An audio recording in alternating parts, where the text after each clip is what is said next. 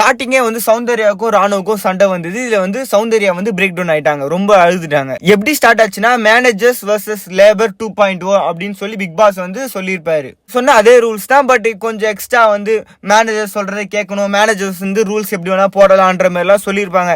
அப்படி சொன்னாவது வந்து இந்த டாஸ்க் வந்து நல்லா சுவாரஸ்யமா இருக்கும்னு நினைச்சாங்க. ஆனா வந்து இந்த டாஸ்க்கும் முடிஞ்சிச்சு, எந்த ஒரு சுவாரஸ்யமும் கிடையாது. ஒரு பக்கம் நம்மள மதிக்க மாட்டாங்க, நம்ம ஸ்ட்ரைக் பண்ணணும்ன்ற மாதிரி விஷால் அவங்க எல்லாம் சேர்ந்து பேசிட்டு இருப்பாங்க.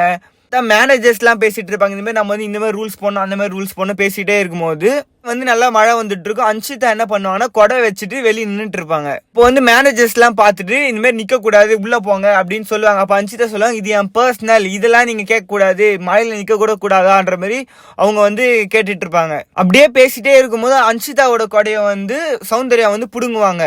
ஃபர்ஸ்ட் அவங்க புடுங்கும் போது ஒரு கை வந்து அன்ஷிதா கை மேல இருக்கும், இன்னொரு கை வந்து கொடையோட டாப்ல இருக்கும். அதுக்கப்புறம் கை மாறிடும். சௌந்தர்யாவோட இன்டென்ஷன் வந்து கொடையை புடுங்கணும், அவங்க வந்து உள்ள போனோம், அதுதான் அவங்களுக்கு இன்டென்ஷன் இருந்துச்சு. ஆனா அது வந்து அங்க தப்பா மாறிடுச்சு.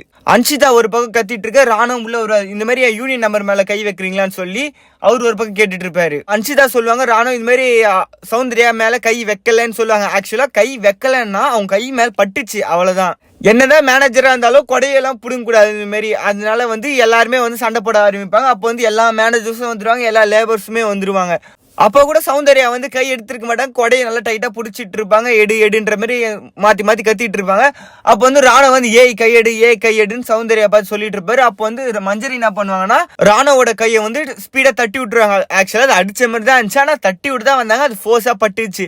அவள் சத்யாலாம் உள்ள வந்து சத்யாலாம் கடுப்பாயிட்டா, இந்த மாதிரி எப்படி நீங்க வந்து மேல அடிக்கலாம் அப்படின்ற மாதிரி வந்து மாத்தி மாத்தி கத்திட்டு இருந்தாங்க. அதுக்கப்புறம் வந்து எல்லாம் வந்து உட்கார்ந்து சௌந்தர்யாவும் மஞ்சரியும் வந்து சாரி கேட்டதுக்கு அப்புறம் தான் வந்து இது நார்மல் ஆச்சு. அப்போ வந்து சௌந்தர்யா வந்து ரொம்ப ஃபீல் பண்ணிருப்பாங்க. ஏன்னா வந்து ராணுவ சொல்லியிருப்பாரு, ஆல்ரெடி விஜய் சேதுபதி வந்து 2 வார்னிங் கொடுத்துருக்காரு, இது மாதிரி ஏறிட்டு வரக்கூடாது, அடிக்கிற மாதிரி வரக்கூடாதுன்னு சொல்லியிருப்பாரு. இதுல வந்து சௌந்தர்யா வந்து ஃபோர்ஸா வருவாங்க, அவங்க எப்பவுமே வர மாதிரி தான் வந்தாங்க. அதை வந்து ராணுவ சொல்லியிருப்பாரு. அப்ப வந்து ஒரு மேனேஜரா பண்ணதை வந்து பர்சனலா எடுத்துட்டு போறாங்கன்ற மாதிரி அவங்க அழுதுட்டு இருப்பாங்க. இந்த மாதிரி இந்த கேம் எனக்கு எப்படி விளையாடணும்னு தெரியல, எப்படி பண்ணாலும் ஏதாவது ஒன்று சொல்றாங்கன்ற மாதிரி அழுதுட்டு இருப்பாங்க. அதுக்கப்புறம் வந்து இந்த ரெஸ்ட் ரூமுக்கு சண்டை வந்துச்சு. நீ தான் ஃபர்ஸ்ட் போனோம், நான் தான் ஃபர்ஸ்ட் போனோம், ஃபர்ஸ்ட் என்னதான் சொன்னீங்கன்ற மாதிரி. இந்த டாஸ்க் பிக் பாஸ் கொடுத்ததே வேற ஒரு மோட்டிவுக்கு, ஆனா கடைசியில இது வந்து ஒரு பாத்ரூம் டாஸ்கா மாத்திட்டாங்க. இந்த டாஸ்க் ஃபுல்லாவே நான் ரெஸ்ட் ரூம் போறேன், சமைக்க போறேன், தண்ணி குடிக்க போறேன், இவ்வளவுதான். இந்த சாப்பிடணும், தூங்கணும், ஏந்துக்கணும்ன்ற மாதிரி இதைதான் திருப்பி நடந்ததே தவிர இது ஒரு டாஸ்கா நடந்த மாதிரி தெரியல. அதுக்கப்புறம் ஒரு மீட்டிங் மாதிரி நடக்குது. அப்போ வந்து லேபர்ஸ்லாம் வந்து ஒரு 4 விஷயங்களுக்கு வந்து கோரிக்கையா நாங்க வைக்கிறோன்ற மாதிரி சொல்லுவாங்க. ரெஸ்பெக்ட், ஈக்குவாலிட்டி, கம்யூனிகேஷன், இண்டிபெண்டன்ட்னு சொல்லி அவங்க ஒரு 4 கோரிக்கை வைப்பாங்க. அதுக்கும் வந்து மேனேஜ்மெண்ட் ஓகேன்ற மாதிரி சொல்லுவாங்க. அப்புறம் வந்து தீபக் வந்து ரெஸ்ட் ரூம் போறதுக்காக வந்து கேமரால சொல்லிட்டு போவாரு. அப்போ வந்து ஜாக்லின் வந்து கேட்டிருப்பாங்க தீபக் கிட்ட, இந்த மாதிரி ஃபேஸ் வாஷ் எல்லாம் பண்ணலாமான்னு. ஃபேஸ் வாஷ் தானே பண்ணலான்ற மாதிரி தான் தீபக் சொல்லியிருப்பாரு. இவங்களும் வந்து ஃபேஸ் வாஷ் பண்ணியிருப்பாங்க.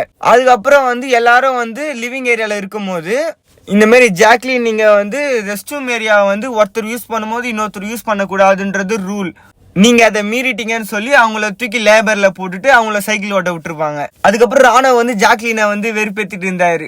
அப்புறம் கொஞ்ச நேரத்துல டாஸ்கே முடிஞ்சிச்சு. ஆக்சுவலா இந்த டாஸ்க் வந்து 0 வேஸ்ட் தான். நார்மலா விட்டு இருந்தா கூட ஏதாவது ஒரு கண்டென்ட் கொடுத்துருப்பாங்க. இந்த டாஸ்க்ல வந்து சும்மா சைக்கிள் ஓட்டிட்டு ரெஸ்ட் ரூம் மிஸ் பண்ணிட்டு வேற எதுவும் இந்த டாஸ்க்ல வந்து சூப்பரா சொல்ற மாதிரிலாம் ஒன்றும் இல்லை. அப்பப்போ சண்டை போட்டாங்க. நாளைக்கு என்ன நடக்குதுன்னு நாளைக்கு பார்க்கலாம்.